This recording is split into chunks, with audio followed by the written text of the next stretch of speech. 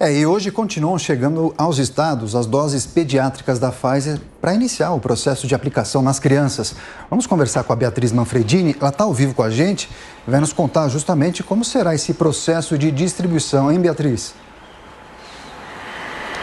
Pois é, Daniel, essas vacinas pediátricas da Pfizer, elas devem terminar de serem entregues aos estados ainda hoje, até mais ou menos o fim da tarde desta sexta-feira. A gente acompanhou ontem aqui na programação da Jovem Pan, quando as vacinas chegaram ao centro de distribuição do Ministério da Saúde, que fica aqui em Guarulhos, região metropolitana de São Paulo. Elas chegaram lá por volta das 10 horas da manhã, mas aí o Ministério da Saúde precisa de umas horas para que o controle de qualidade dessas vacinas seja feito. Então essas vacinas começaram a ser enviadas para os estados ontem mesmo, já mais no fim do dia, e começaram a chegar então nesses estados e municípios mais ou menos agora entre meia-noite desta sexta-feira, e a maioria termina ainda antes do final da manhã de hoje. Alguns estados, porém, vão receber essas doses um pouquinho mais tarde. Ó, exemplo de Sergipe, que recebe por volta das 2h40 da tarde, e também do Piauí, que deve receber mais ou menos até 5 horas da tarde. A partir daí, então, quando as doses pediátricas chegam aos estados,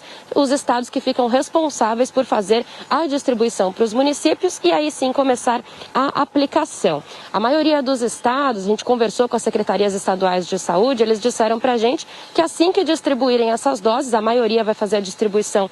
amanhã no sábado, assim que distribuírem, os municípios já podem começar a aplicação. A previsão de Minas Gerais, por exemplo, é que a imunização já possa acontecer a partir de amanhã mesmo, no sábado, nessas crianças de 5 a 11 anos, já que o estado vai fazer a distribuição para as cidades ainda hoje. Já São Paulo, Goiânia, Distrito Federal e Rio de Janeiro têm previsão de começar a imunização na segunda-feira, isso porque fará a distribuição das vacinas infantis agora no sábado. A exceção maior fica aqui com o Rio Grande do Sul, que decidiu que todos os municípios vão começar a vacinação de crianças de 5 a 11 anos no dia 19, quarta-feira, mas a expectativa é essa então, que a partir de amanhã, sábado, até mais ou menos o meio da semana que vem, todos os estados e municípios do país comecem a aplicar essas vacinas nas crianças de 5 a 11 anos. A gente lembra que a recomendação do Ministério da Saúde, que será seguida pela maioria dos estados e das cidades, é que as crianças com comorbidades ou deficiência permanente comecem então